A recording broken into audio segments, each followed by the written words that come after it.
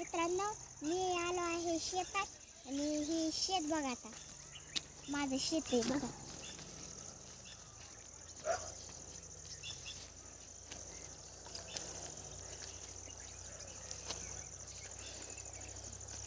बघा ही आहे मका, लय मोठी झाली मका. आणि गवत आहे, हे आमचं गवत.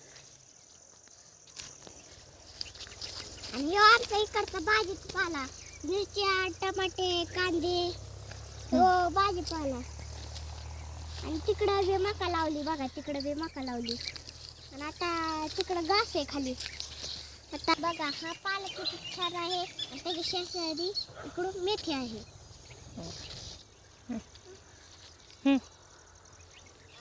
आता मी आलो आहे घासाला.